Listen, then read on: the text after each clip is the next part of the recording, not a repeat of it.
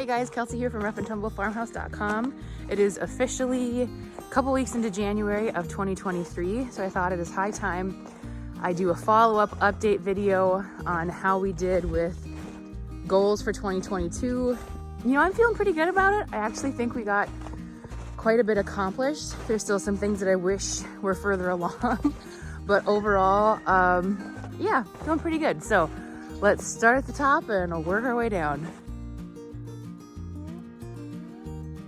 So right here where you can kind of see, like right there, are some of the perennials that I wanted to get planted for our perennial garden. This I'd say was a total success. We have a little edge work I want to do on it, but overall we planted I think like 26 different perennials, and we got down the black, I don't know what you want to call it, like weed barrier, some wood chips and everything.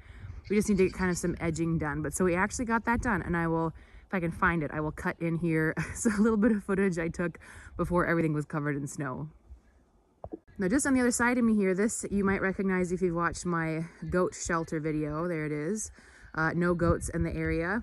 This, we were planning on getting this whole thing re-fenced, and that never happened. That was a pretty big project that just did not take place. This whole area I was going to turn into 2 different paddocks for our goats.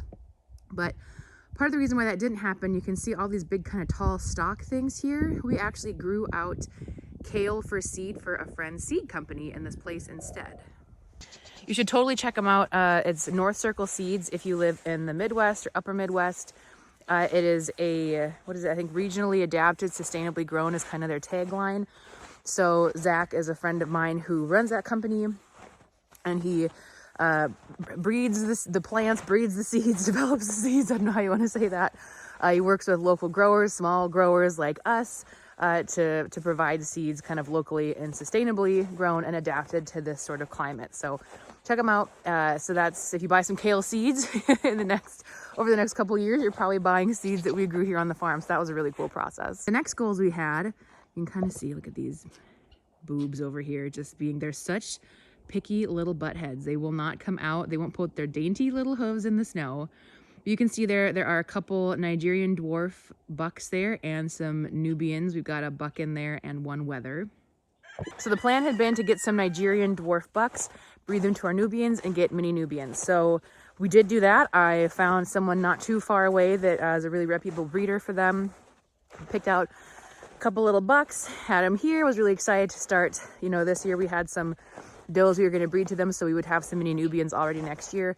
And with 2 bucks, we would have been able to get to a 2nd generation mini Nubian by the following, which is kind of exciting. Mini Nubians, that works out. It's I think it's not till like the 6th generation of mini Nubian being bred to mini Nubian that you have like an actual, like technically like purebred mini Nubian.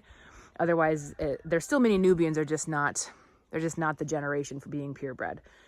But anyway, as you also, if you've watched the channel before, you know, a while back I posted a video, I sold all my goats. And if you want more information on that, you can check it out on the video itself, why I made that decision.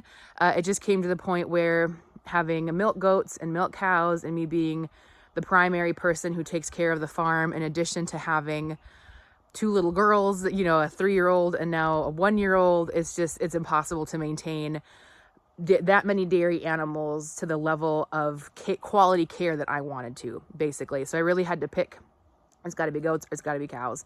And Juneberry, my first cow, was kind of my ride or die. You know, I will sell off everything else on this farm before I will sell my cow. Like, I could be living on a 1/4 acre in town, I'd be trying to hide her in the backyard or something. So because of Juneberry, it was like, well, you know, goats make a lot more sense for a lot of different reasons, I think, for different homesteads. And if our situation was different, maybe goats. But in the end, cows actually, I think, are way less work. They're more expensive to keep, so they're a little less efficient in that way. But in terms of care, cows are a million times easier every time. Oh, we gotta talk about the garden. So I did want to get an actual like permanent garden gate here with my kind of ramshackle garden fence, which is snow fence, but it was cheap to put up and went up fast, and hey, it keeps the chickens out. That's the main thing. But I never got a gate up, so hopefully this year that'd be a nice thing to do. I'd like to add a couple of raised beds this year, but I'm getting ahead of myself. We're not talking about this coming year, which is already, I'm in January, I've got so many plans, but we're talking about last year. So the garden actually did stellar this year. It was a really, really good growing year. compared to last year where everything, it was just so hard to keep stuff watered over here, which I'm not going to trudge over there through the snow where you can see the fence is kind of down. That is my raspberry patch that I did in fact start, and I also have a YouTube video about that. But unfortunately, the goats, who are no longer here, broke out and ate all my raspberry plants. And as you maybe recall, instead of buying them like in bulk from an online retailer or something, I bought them from a local greenhouse. So they were really expensive. They were like potted. They weren't bare like rootstock. They were like potted, more established plants. They were, so I could only afford 2 of them because they were so expensive. And the goats ate them all down to absolute nothing. And I kept watering them, hoping that something would happen. And there was nothing. Maybe next year something will show up, but I highly, highly doubt it. They were very dead. So I'm counting that as a success though, because I did in fact start a raspberry patch. It is not my fault that the goats ate them. So far on our little farm tour, perennials planted, check. Didn't get the fence up, but we did do a cool kale growing project. Garden was rocking and rolling. Started a raspberry patch. So yes, we're doing well, which I'm telling myself that because the next project I'm about to show you got absolutely nowhere near where I wanted it to, but that's okay. Yes, the chicken coop. So as maybe you recall, last year I think I said something like, by hook or by crook, I'm gonna have this chicken coop fixed up. Yeah, well, not exactly. So there are definitely some improvements that happened, but man, it just takes so much time to work on this thing. So I did not get the new window in, but we did get a new door on, which is a huge improvement to the old door, so that's really nice.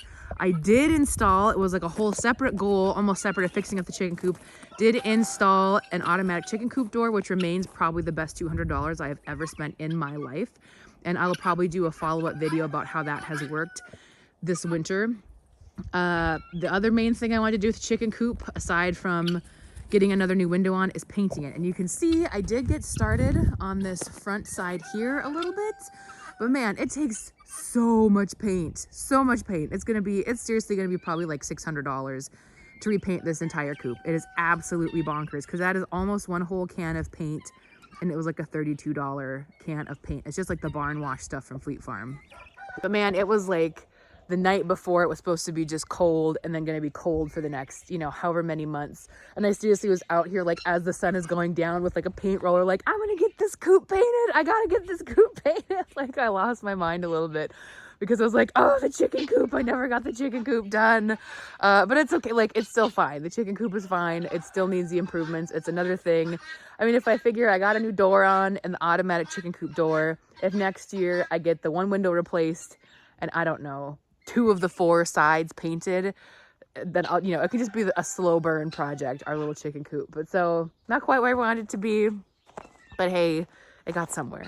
So I'd still say though that that's pretty good. A new door and the value of the automatic coop door, feeling good about it. So there is one thing too that came about on the farm that is going to look a little bit different because it was not something we expected to have happen. It is something that I didn't plan on having for quite a few years at our farm, but it just, an opportunity kind of came up, and it was like, well, especially with the price of this particular animal these days, I'm just going to show you.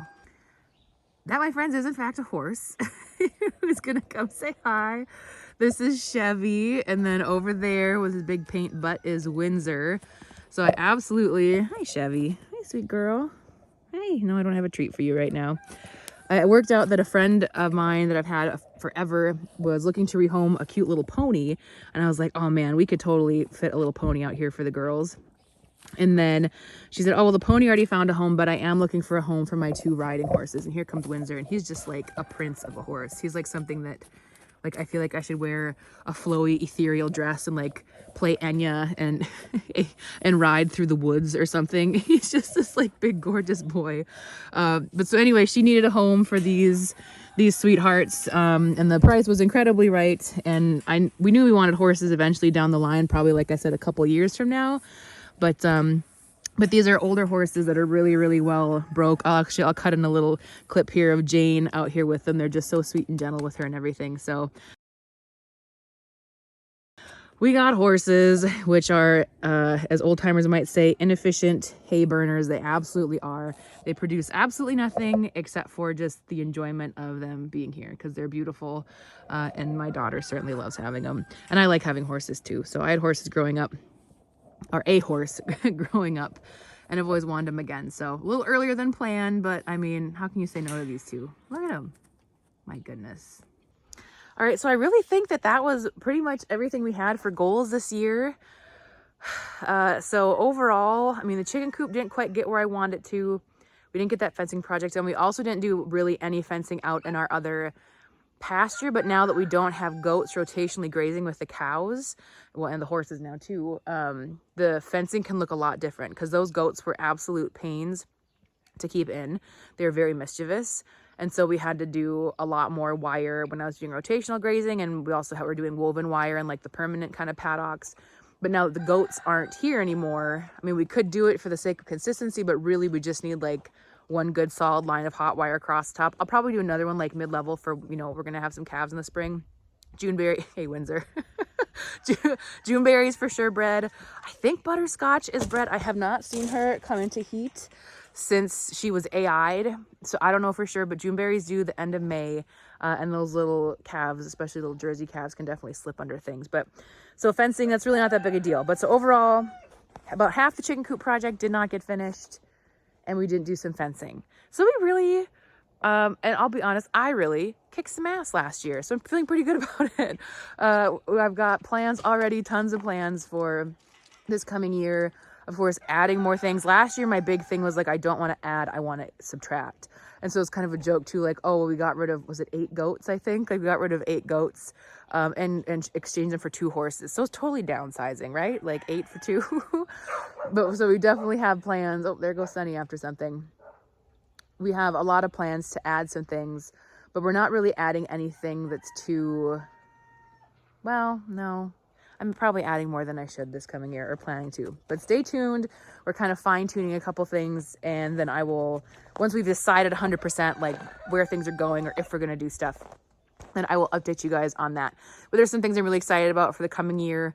As with every homestead or any little small farm, you know, you kind of grow and change and adjust with time as you find out what works for you or what you don't like or what doesn't. You know, it was such a bummer having to say goodbye to the goats this year, and we still have these dudes. My husband, basically, I wanted to sell all the goats and just be like, we're just done with goats, but my husband really likes the Nigerian dwarfs. He says they're like dogs crossed with Ewoks, so those are kind of his pets now.